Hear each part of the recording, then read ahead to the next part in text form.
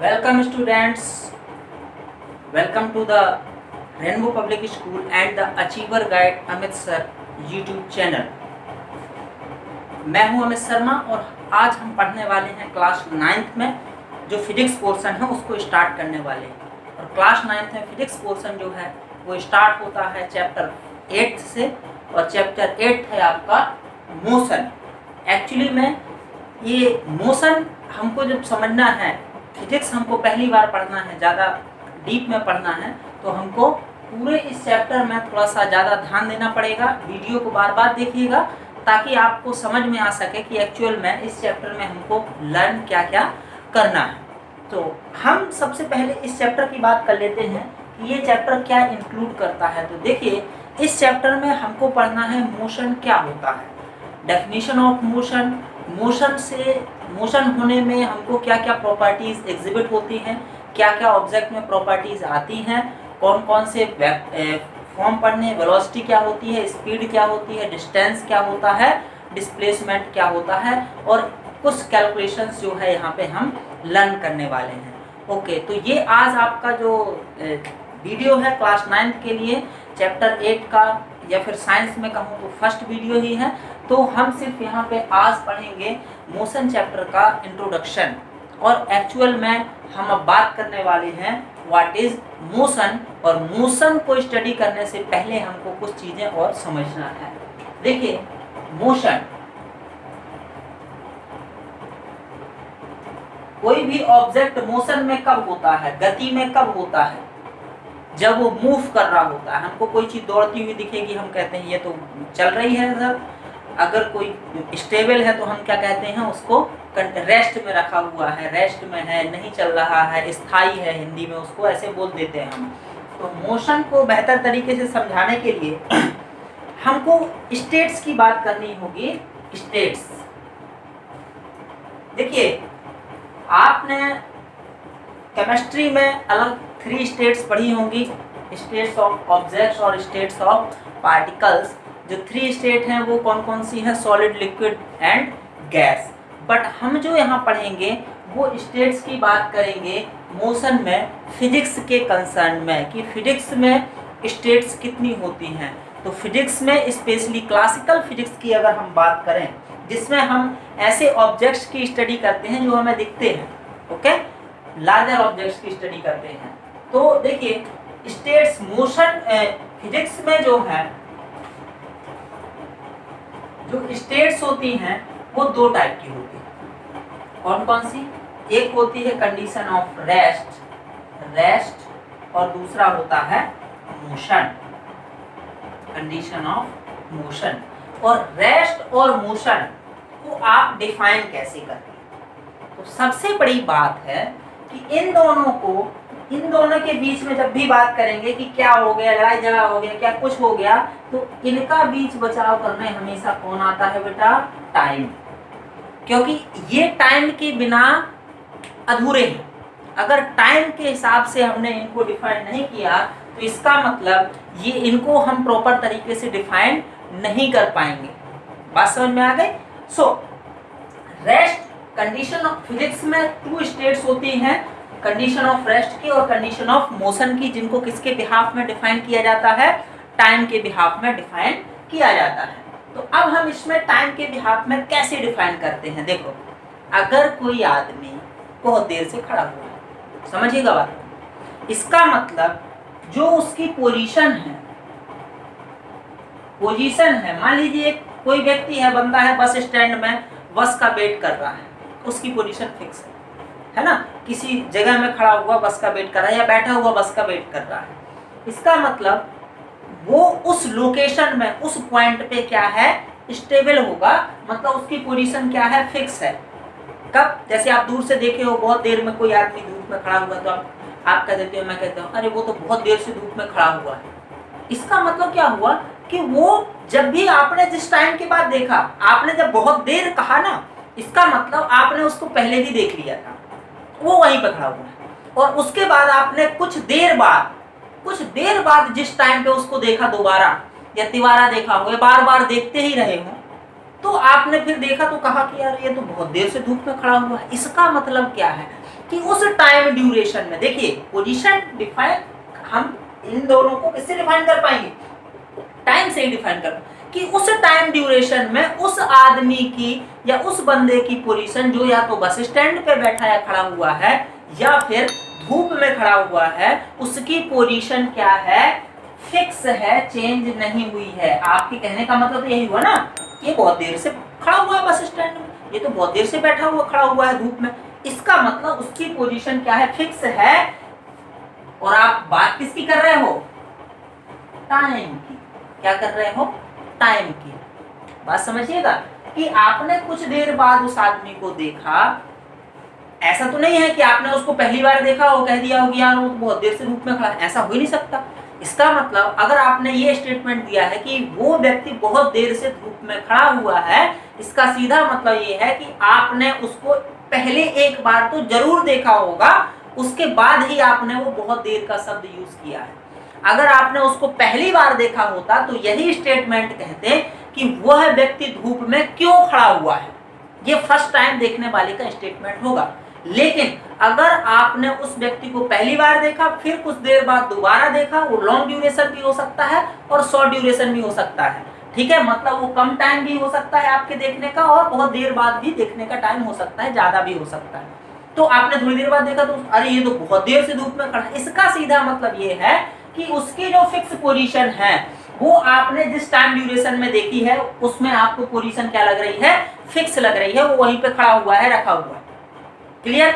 अब एक चीज, अब देखिए, जब आप लोग दौड़ते हो, रेस तो होता ही है स्कूल्स में, रेस तो ऐसा हो ही नहीं सकता कि स्पोर्ट्स हो और रेस ना हो। रेस जब होती है तो हम आप बच्चे जितने भी हैं पार्टिसिपेट करते हैं, one of you are the winners, कुछ लोग होंगे जो रेस जीतते भी होंगे, ओके। तो जब आप लोग दौड़ते हो, समझिएगा बात को, और कोई एक रेस जीत जाता है तो सेकंड नंबर वाला क्या बोलता है, सेकंड नंबर वाले को ये कहा जाता है कि आप 2 सेकंड से चूक गए, या थोड़ी देर और हो जाती, ये थोड़ी देर बाद वहां पहुंचता तो तुम जीत जाते। तो देखिए थोड़ी देर या 2 सेकंड या 5 सेकंड, ये जल्दी नहीं पहुंच पाए तुम या देर से नहीं पहुंच पाए, तो कब जल्दी और देर से नहीं पहुंच पाए, फिर से यही बंदा आ गया डिफाइन करने कि टाइम तुम उससे पहले या उस व्यक्ति से, विनर से पहले समय में नहीं पहुंच पाए फाइनल पॉइंट पे, फाइनल डेस्टिनेशन पे, तो तुम सेकंड आ गए और वो बंदा समय पे पहुंच गया, तो वो जो है क्या आ गया, फर्स्ट आ गया। इसका मतलब समझिए कि आप दोनों जब दौड़ रहे थे तो भी आप लोगों को डिफाइन कौन कर रहा था, आपको डिफाइन कर रहा था टाइम। जो कम टाइम लेगा वो जीत जाएगा और जो ज्यादा टाइम लेगा वो सेकंड आ जाएगा, थर्ड आ जाएगा और लास्ट भी आ जाएगा, और ज्यादा टाइम लेगा तो लास्ट भी आ जाएगा। इसका मतलब कंडीशन ऑफ रेस्ट और कंडीशन ऑफ मोशन, इन दोनों कंडीशन, देखिए रेस्ट वाला मैंने बता दिया वो फिक्स था, धूप में खड़ा था, मोशन वाला मैंने बता दिया दोनों दौड़ रहे थे, लेकिन डिफाइन किससे हो रहा है, किससे हो रहा है, टाइम से। किससे हो रहा है, टाइम से। तो कहीं ना कहीं, तो देखिए कंडीशन ऑफ रेस्ट और मोशन को अब हम डिफाइन करते हैं, और यहाँ बंदे की बात नहीं करेंगे, यहाँ पे हम बात करेंगे हमेशा किसकी, ऑब्जेक्ट की, किसकी, ऑब्जेक्ट की। Clear. So condition of rest क्या होती है, रेस्ट में रखा हुआ हो, रेस्ट का मतलब होता है स्थायी रखा हुआ होना, ठीक है, स्टेबल होना। जैसे आप कहीं कोई रख दीजिए, कुछ सामान रख दीजिए, वो वहां से हटे नहीं तो रेस्ट है ना। तो कंडीशन ऑफ रेस्ट भी इंपॉर्टेंट है, क्योंकि घरों में बोला जाता है ना कि जहां से सामान हटाओ वहीं रखना, मतलब उसकी कंडीशन ऑफ रेस्ट वही होनी चाहिए, पोजीशन चेंज नहीं होनी चाहिए, ये ध्यान रखना। तो कहीं ना कहीं, तो देखिए रेस्ट की कंडीशन क्या होती है, अगर ऑब्जेक्ट की पोजीशन टाइम के रिस्पेक्ट में क्या हो, फिक्स हो या कांस्टेंट हो। क्लियर। इसको हम क्या बोलते हैं, कंडीशन ऑफ रेस्ट। मतलब ऑब्जेक्ट जब भी हम देखो वहीं पे रखा है, इस कंडीशन को हम बोलते हैं condition of rest in physics. Clear. Motion क्या होगी, अगर ऑब्जेक्ट की पोजीशन जिस पॉइंट पे बैठा हो, है ना, उसको पोजीशन बोलेंगे। ऑब्जेक्ट की पोजीशन टाइम के रिस्पेक्ट में चेंज होती रहे, क्या होती रहे, चेंज होती रहे या हो रही हो, दोनों चीजें हैं। तो चेंज होती रहे या हो रही हो, इसको हम क्या बोलेंगे, ऑब्जेक्ट, कंडीशन ऑफ मोशन। ये ध्यान रखिएगा, इसको बोलेंगे condition of motion. So rest, condition of rest क्या है, if the position of the object is fixed with respect to time, object की पोजीशन क्या है, फिक्स है, टाइम के रिस्पेक्ट में उस कंडीशन को हम बोलेंगे condition of rest. If the position of object is continuously changing with respect to time then this condition is called condition of motion. तो चलिए इसकी हम डेफिनेशन लिख लेते हैं। ओके, सो जो मैं बोल रहा हूं वो आप नोट्स बनाते जाइएगा, क्योंकि स्कूल में फिर इसके आगे से ही पढ़ाया जाएगा, तो ध्यान रखिएगा। ओके, और ज्यादा से ज्यादा लोगों को हमारा अब ये चैप्टर जो क्लास 9th फिजिक्स है वो कंटिन्यू चलेगा। तो जितनी ज्यादा से ज्यादा आपके परिचय में लोग हैं जिनसे आप कांटेक्ट में हैं उनको शेयर कर दीजिएगा और सब्सक्राइब करने के लिए बोल दीजिएगा, और स्पेशली बेल आइकन प्रेस कर दीजिएगा, ताकि जैसे ही अचीवर गाइड अमित सर में वीडियो अपलोड होता है तो आपको तुरंत नोटिफिकेशन मिल जाएगा। और अल्टरनेट डे में आपकी क्लासेस के वीडियो आएंगे, ताकि एक दिन आप उसको पढ़ें अच्छे से, और दूसरे दिन का समय रहेगा आपको नोट्स बनाने का, और उसके नेक्स्ट डे में फिर से आपको वीडियो आ जाएगा, और जो भी वर्क मिलेगा वो आपको करके व्हाट्सएप ग्रुप में सेंड कर देना है। ओके, सो देखिए, तो पोजीशन अगर टाइम के रिस्पेक्ट में फिक्स है तो इसका मतलब वो किस कंडीशन में है, रेस्ट कंडीशन में। अगर पोजीशन टाइम के रिस्पेक्ट में क्या है, वेरिएबल है, फिक्स, और उसके साथ एक और टर्म लिख लीजिए, वेरिएबल, वेरीज कर लेते हैं, वेरीज करता है, परिवर्तित होता रहता है, तो उसको हम बोलेंगे कंडीशन ऑफ मोशन। तो कंडीशन ऑफ रेस्ट को कैसे डिफाइन करेंगे, an object whose position is fixed with respect to time is called in the condition of rest. ये भी कह सकते हैं, या फिर ऐसे डिफाइन कर सकते हैं, if the position of an object is fixed with respect to time this condition of object is called condition of rest. Motion को कैसे डिफाइन करेंगे, if the position of object varies with respect to time then this condition is called condition of motion. Okay, तो अब देखिए कहीं ना कहीं जो मेन फंडा आ रहा है हमारा, जो मेन टर्म आ रहा है वो क्या आ रहा है, वो आ रहा है पोजीशन का। किसका, पोजीशन का। तो अब हम देखते हैं पोजीशन क्या है।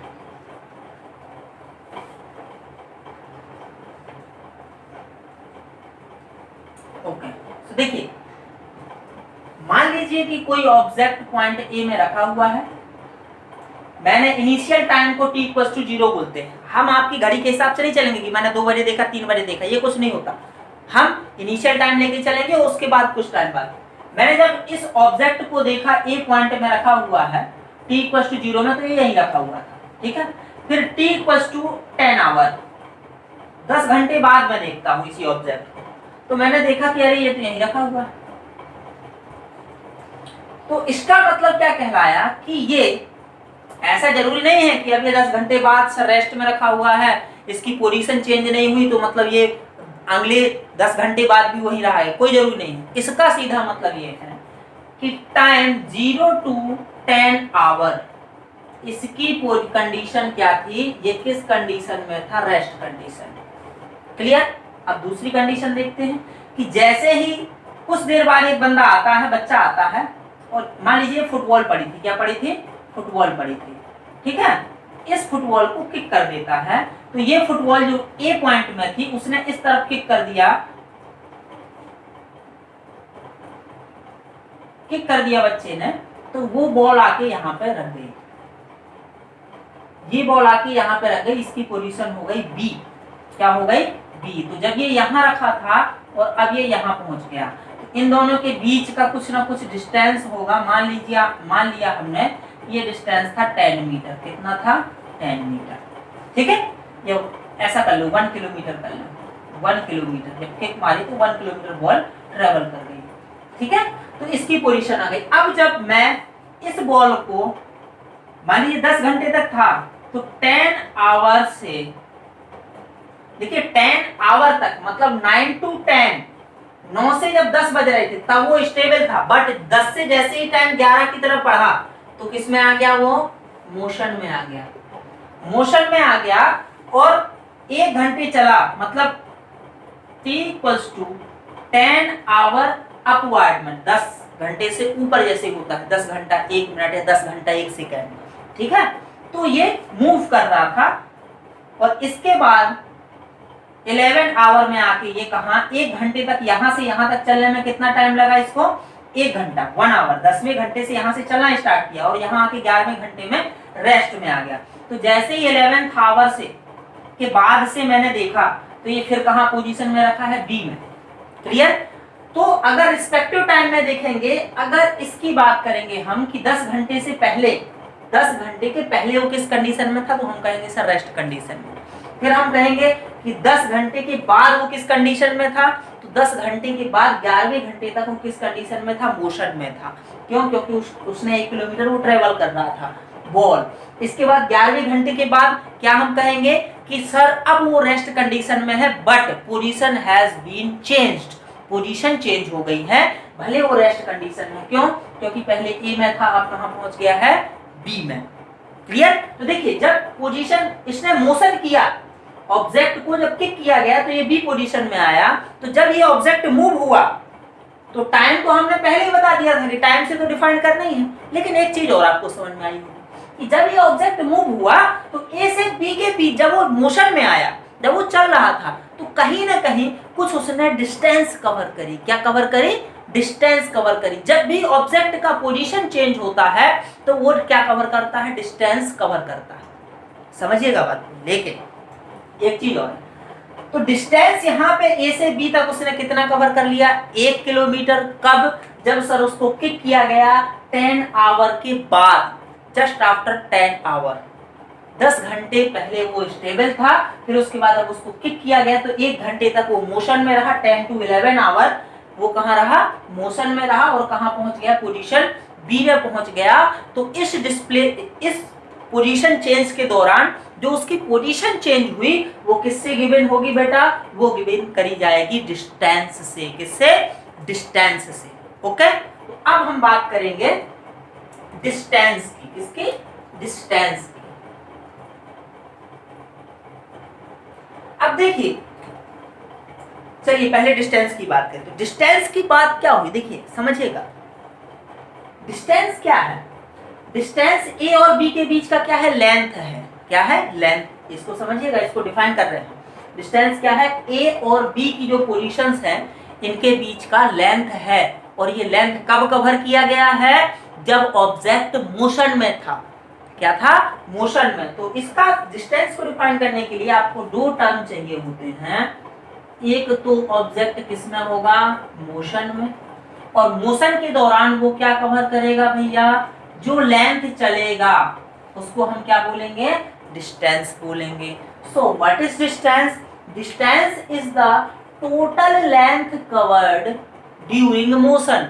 मोशन के दौरान, गति के दौरान जितनी उसने लेंथ कवर करी है उसको हम क्या बोलते हैं? Distance. So distance is the length covered during motion. जब ऑब्जेक्ट आपका मोशन में था तो उसने अपनी पोजीशन चेंज करी। क्या करी? पोजीशन चेंज करी। तो उस पोजीशन चेंज करने के दौरान वह ऑब्जेक्ट जब पहले जहां था उससे कुछ दूरी पर पहुंच जाएगा। ओके, कुछ लेंथ में, अलग से लेंथ में रख जाएगा वो ऑब्जेक्ट जाके। तो ये जो लेंथ होती है जो कवर करी जाती है मोशन के दौरान, उसको हम क्या बोलते हैं बेटा? Distance. So what is distance? Distance is the length covered during motion. ठीक है? अगर आपसे ऐसा कहे कोई बताओ कि इस ऑब्जेक्ट ने, जो फुटबॉल है, t = 0 से 11 आवर के बीच में कितनी डिस्टेंस कवर करी, तो आप क्या बताओगे?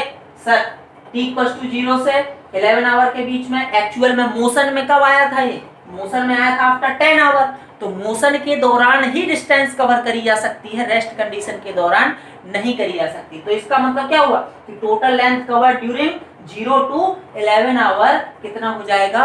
1 किलोमीटर। क्लियर? अब यही क्वेश्चन दूसरे तरीके सुनिए।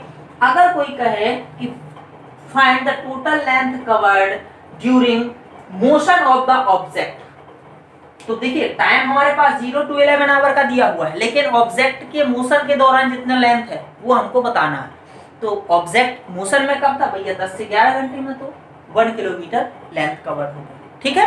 अगर कोई कहता कि 10, आप बताइए 0 to 10 आवर में find the total length covered 0 to 10 hour. तो देखिए 0 to 10 आवर में ऑब्जेक्ट मैंने बताया था रेस्ट में ही रखा हुआ है। भाई 10 के बाद चलना उसने स्टार्ट किया है, तो क्या उसकी पोजीशन चेंज हुई? नहीं हुई, वो पहले भी पोजीशन ए में ही था और 10वें घंटे मतलब 9वें घंटे के 59 मिनट 59 सेकेंड में जब हमने देखा उसको, तो भी वो कहाँ रखा होगा? यही रखा होगा। जस्ट जब 10वां घंटा स्टार्ट होगा तब वो मूव करना स्टार्ट करेगा। ठीक है, तो 0 to 10 आवर में अगर आपसे पूछे कोई कि फाइंड द टोटल लेंथ कितना होगा सर 0, क्यों? क्योंकि 0 to 10 आवर तो वो यही रखा हुआ है, उसने मोशन स्टार्ट ही नहीं किया, वो मोशन में था ही नहीं। ठीक है, वैसे ही अगर कहे 10 to 11 आवर में बताइए, ठीक है, तो 10 to 11 आवर में 10वें घंटे से उसने चलना स्टार्ट कर दिया, 1 घंटे तक चला तब यहाँ पहुंचा तो 1 किलोमीटर। अगर कोई कहे आफ्टर 11 आवर बताइए, तो मैंने बता दिया कि आफ्टर 11 आवर क्या है, वो फिर से फिक्स्ड पोजीशन में आ जाता है, मतलब रेस्ट कंडीशन में आ जाता है। So after 11 hour distance covered is 0। बात समझ में आ गई? ओके, सो अब देखिए डिस्टेंस क्या है? लेंथ है। कब? जो मोशन के दौरान कवर करी जाती है। तो यूनिट क्या होगी जिससे? तो डिस्टेंस को किससे मेजर करते हैं बेटा? मीटर से। किससे? मीटर से। तो डिस्टेंस का जो स्टैंडर्ड यूनिट है वो क्या है? मीटर। इसको स्टैंडर्ड यूनिट को बोलते हैं एसआई यूनिट। और डिस्टेंस के अलग अलग यूनिट भी हो सकते हैं। देखिए फुट होता है, फुट में भी मेजर कर सकते हैं। जो प्लॉट्स होते हैं हमारे जमीन होती है फुट में मेजर करते हैं हम प्लॉट्स को। ठीक है, तो फुट हो गया, इसके बाद फैदम भी होता है और इसके बाद सेंटीमीटर भी होता है, किलोमीटर भी होता है। तो लार्जर डिस्टेंस के लिए किलोमीटर यूज करते हैं, लेकिन जो इंटरनेशनल स्टैंडर्ड्स में चलता है वो क्या चलता है? मीटर। तो जब भी हम क्वेश्चंस को सॉल्व करेंगे तो हमको इंटरनेशनल स्टैंडर्ड्स की ही बात करनी है। Okay, so length covered during motion is called distance. अब डिस्टेंस का ही एक साथी होता है, अंतर ज्यादा कुछ नहीं होता है, समझिएगा बात को। तो मैं थोड़ा सा इसको मिटा दूं फिर हम बात करते हैं। जैसे डिस्टेंस है, डिस्टेंस क्या है? Length covered during motion is called distance. वैसे ही डिस्टेंस का एक भाई होता है डिस्प्लेसमेंट।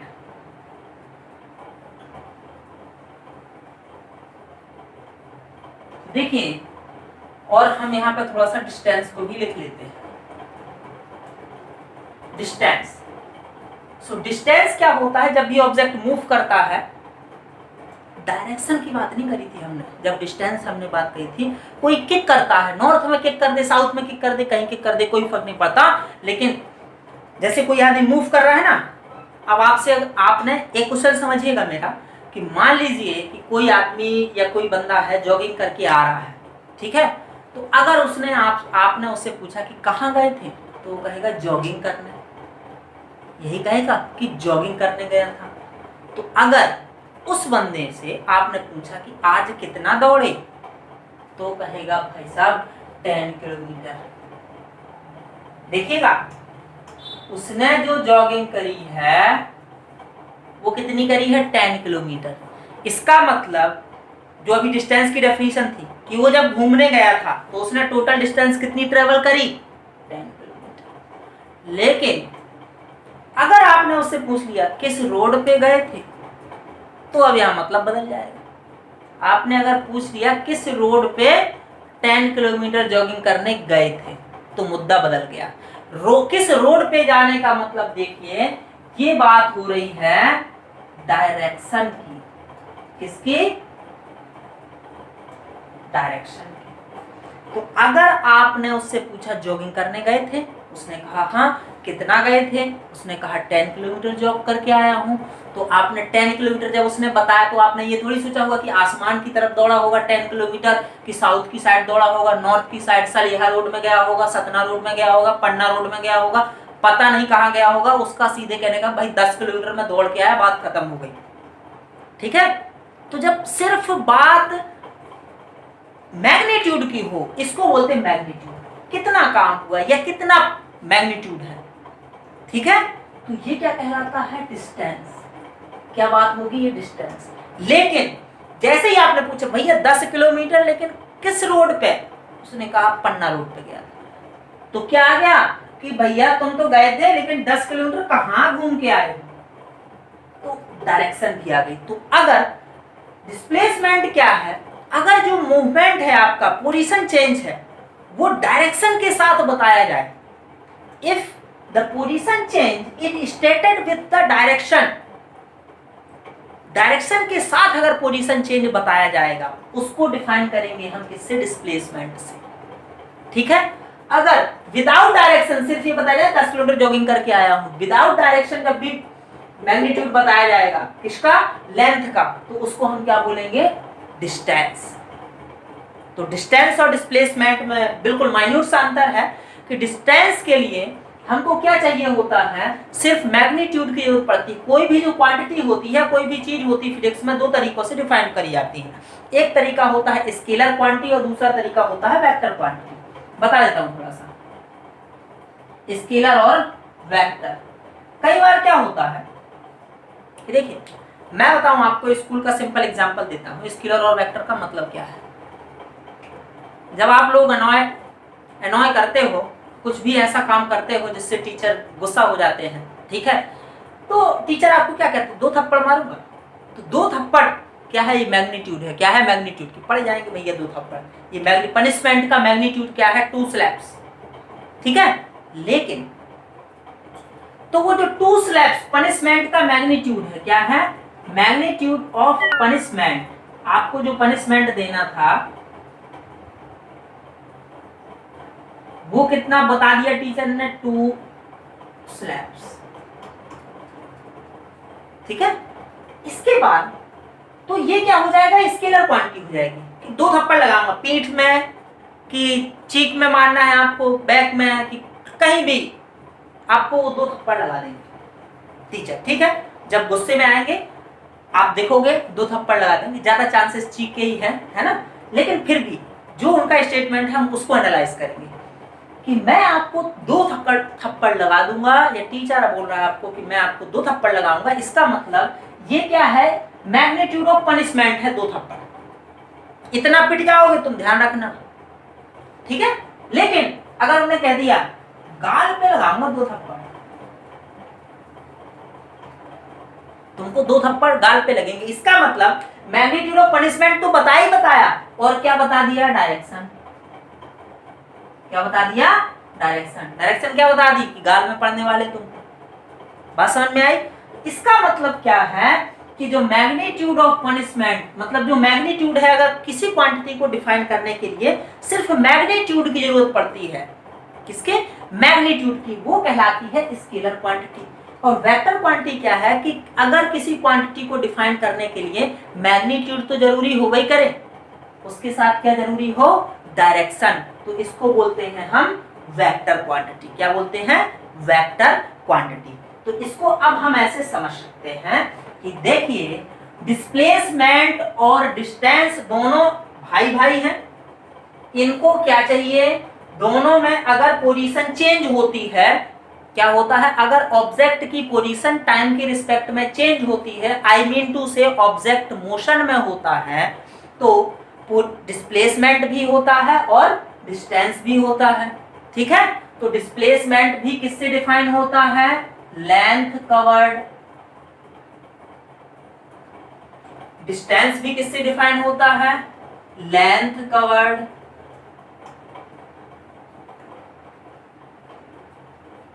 ठीक है।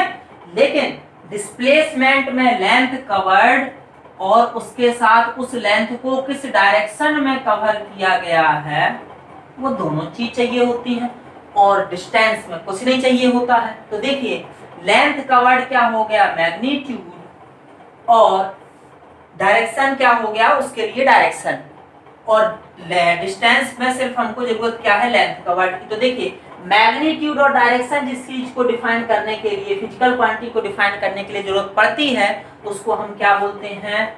Vector quantity. क्या बोलते हैं? Vector quantity. इसका मतलब डिस्प्लेसमेंट क्या है? एक वेक्टर क्वांटिटी है, और जिसको सिर्फ मैग्नीट्यूड से डिफाइन करने की जरूरत पड़ती है, उसको क्या बोलते हैं? Scalar quantity. बात समझ में आ गई? ओके। सो अब हम बात करते हैं डिस्प्लेसमेंट और डिस्टेंस की डेफिनेशन में, और यहीं पे हम डिस्प्लेसमेंट और डिस्टेंस में डिफरेंस भी पढ़ लेंगे। ठीक है। तो देखिए जब भी कोई क्वांटिटी वेक्टर होती है, वेक्टर फॉर्म में होगी, तो क्या होगा, उसकी वैल्यू पॉजिटिव भी हो सकती है, निगेटिव भी हो सकती है और जीरो भी हो सकती है। क्या हो सकती है, पॉजिटिव, निगेटिव और जीरो, ठीक है।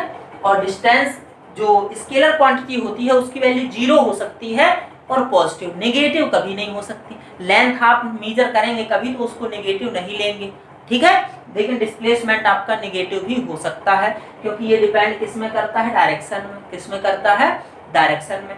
देखिए कैसे, मान लीजिए आप दो लोग यहाँ पे खड़े हुए हैं, ए एंड बी। ए इस साइड भागना शुरू कर देता है, बी इस साइड भागना शुरू कर देता है, ठीक है। तो दोनों चलते हैं 5 किलोमीटर और ये भी दौड़ के जाता है और 5 किलोमीटर में रुक जाता है, ठीक है।